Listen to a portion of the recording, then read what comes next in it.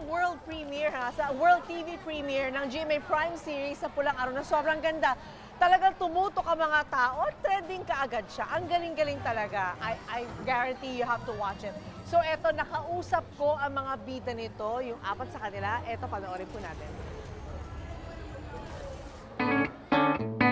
Special ang ating umaga na kasama natin ng bida ng Pulang Araw. Walang iba kundi si David, Barbie, Alden, and of course, Sanya. Good morning! Good morning! Good morning!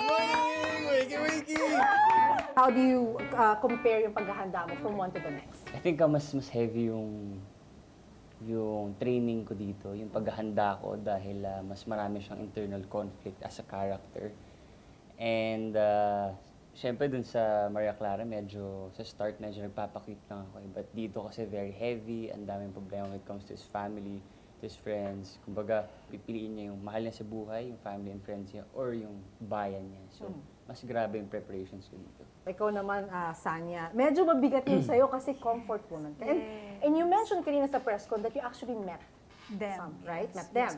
So, can you tell us your takeaway? Ano naging experience mo with them? Ano yung natutunan mo? Pinaka natutunan ko talaga doon, no, during na nag-uusap kami nung mga comfort women natin, ramdam ko pa rin sa kanila yung sakit, no, at yung kung paano nila nalagpasan yung mga pagsubok ng panahon na yon.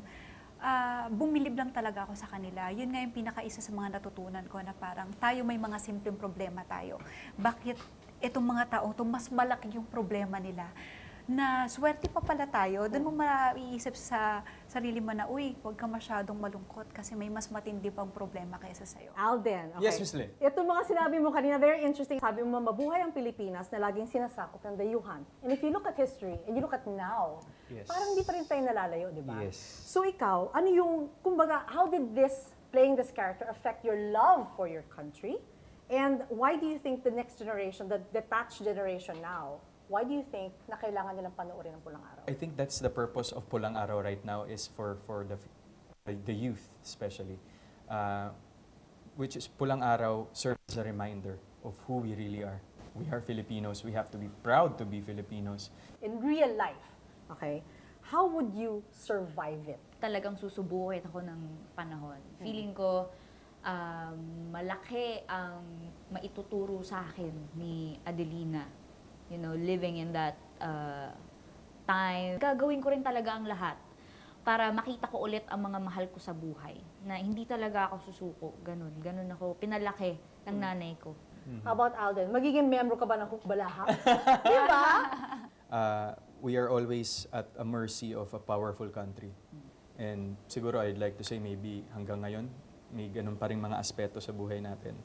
Pero ako, siguro if I were to be asked that question, I will always fight for what is right and what is just for all of us. Thank you, Sanya, Alden, Barbie, and David. And congratulations on Pulang Araw. Thank you, Miss So Lynn. proud of you. Thank you so much. Thank you. And mga kapus, panoorin niyo po, Pulang Araw on Netflix and GMA.